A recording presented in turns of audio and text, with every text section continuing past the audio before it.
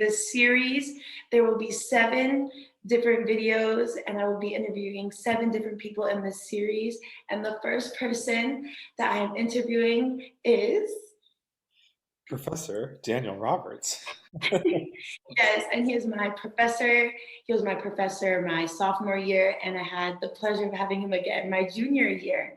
So, before I get started, and before we get to this discussion, I would like to give you a big, big, big thank you, Daniel, Professor Roberts, for everything you've done for us this semester and everything you've done during this pandemic and all the hard work and dedication that you really do for us. It is not unnoticed and it is greatly appreciated. Oh, thank you very much. That means a lot, especially on a stormy Monday here.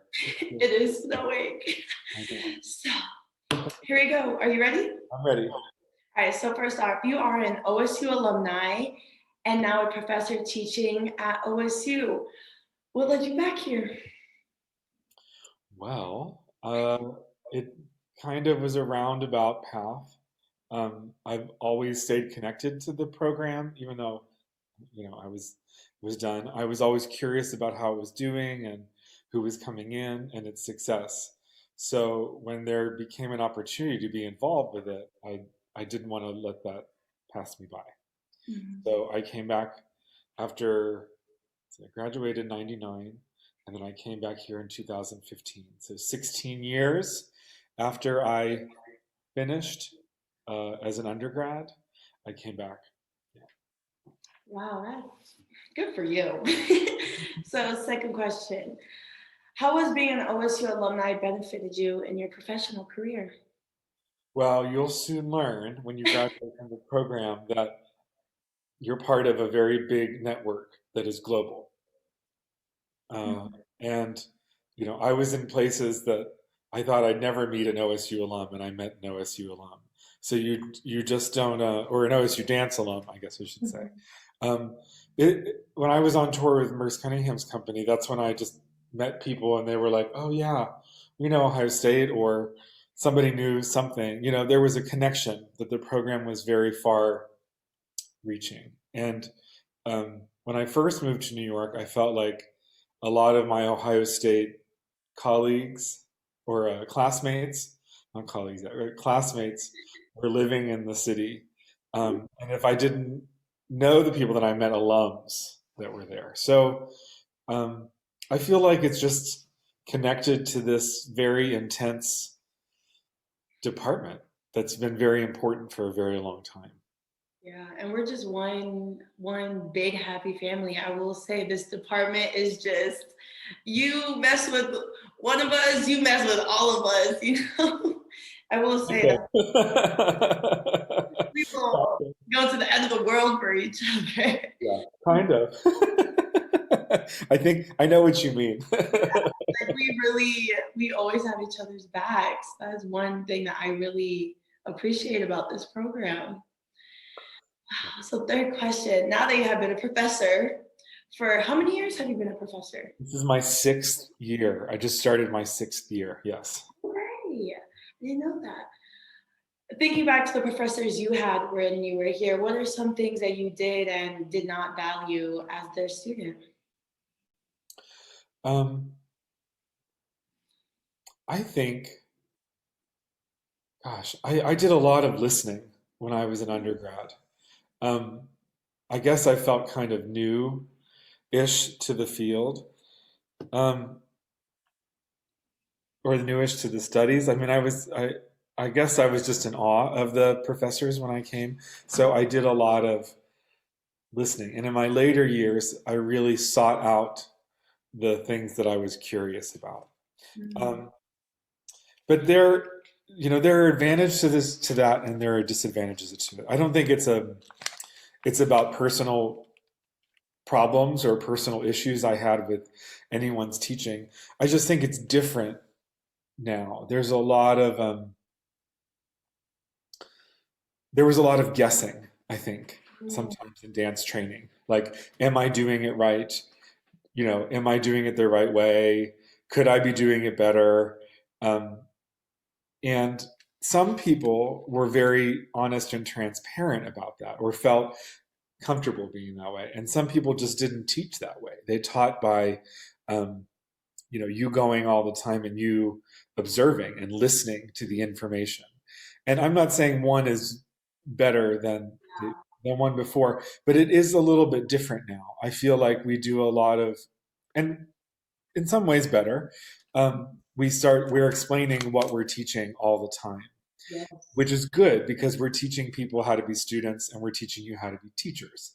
But as we know, there's a very long tradition in dance beyond this continent Mhm. of watching and observing and taking in and learning by visual learning. So I think that we need to keep that Going. inside of it too, right? That not all things can be answered quickly. Some things are, we learn by doing or learn by watching and Hmm, listening. that's so true. We are pretty organized here. We we got it in the bag. We are organized. So taking the last question to consideration, how have those values impacted the way you teach? I guess I don't want people to be guessing Mm-hmm. about where they are with some, especially with things about technique. And Mm-hmm. I think it's so hard to do anyways. And the style and method that I teach, the Cunningham technique, it's so difficult that it's often difficult to be guessing all Mm-hmm. the time when you're trying to do this difficult thing. Sometimes you need to know you're just on the right track or you are not on the right track so that you can, change directions or keep going as need be. So I guess I like to just give people a lot of information. Yes. Sometimes that's unhealthy, right? Like it's almost too much. Sometimes I give too many corrections or say too many things. So I'm trying to be better at how much I really give and when people are able to hear it. Hmm.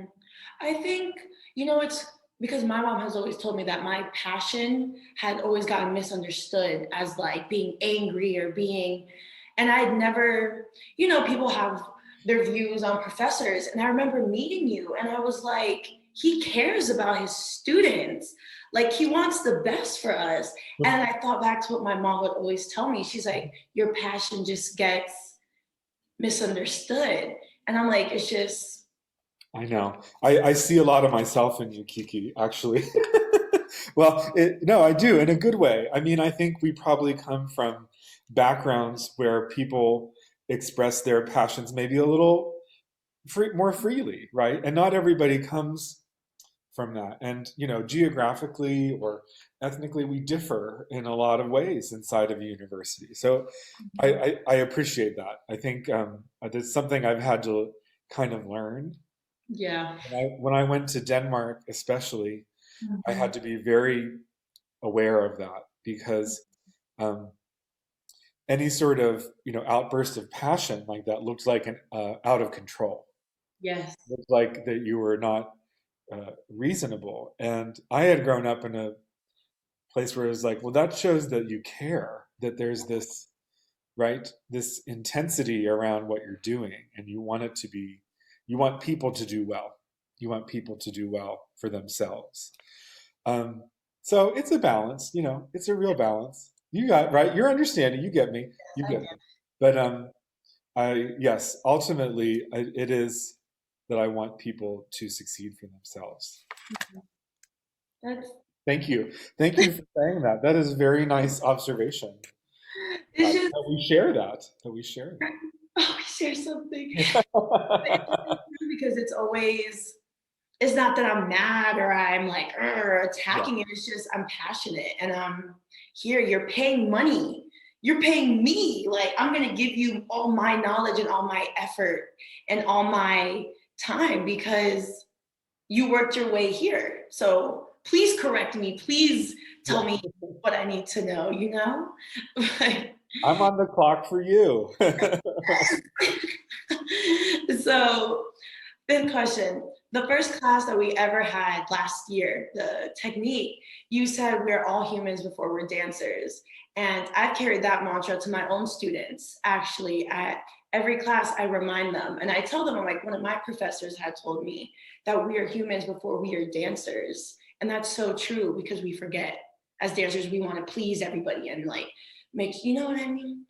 But and what motivates you to be such a huge advocate for mental health in dancers? It's because it is so demanding. Um, Mm-hmm. and the demanding is what makes it interesting, right? It was the complexity and the demand is what drives us to do it. Um, and I think that we can push that. I think we can push that. But when it's with your body and your mind, like it becomes very personal. You know, Mm-hmm. it's hard to not think um, if someone's being criticized that they're not going to take it personal because you're doing that with your body. I always have to try to remove that sometimes when I'm getting feedback. It's like it's not about, you know, me personally, but it's about the thing. But sometimes that's hard to separate when you live inside the instrument, right? Yes. So I think it's kind of, yes, I'm there to push you, but let's also look at that we're living inside of a global pandemic right now. And um, the first thing is how we, mentally and physically survive it so that we can get back to doing the things that make us happy. So if we don't keep that at the front, then it becomes very difficult. It's hard. It's really hard because when you start advancing and doing really intense work, it's hard to see out of that because you like that move. It's hard to see out. It's hard to see out of that because it just becomes very precious. But when you kind of zoom out, like at times, like sorry, zoom out. But when you're in times like we are right now, it the first is that we survive it. Yes. We survive it. Yeah. It's so, because I remember you saying that, and it was just like, I feel like I could breathe. I was like, there's finally a teacher that, out of my 18 years that I've been dancing, a teacher that has acknowledged that and will, because just people just tend to forget, or teachers don't realize, or just the outside world doesn't realize that we stare at ourselves for hours in a day. We are constantly being told how to fix our bodies, and oh no, put your body like this because it doesn't look good, or put your body here. And then the fact that finally I had to go to college, a sophomore in college, a teacher finally told me that. And I was like, where was this when I was in high school going through it? Where was this when I was extremely depressed, And it's just I wish more dancers heard that.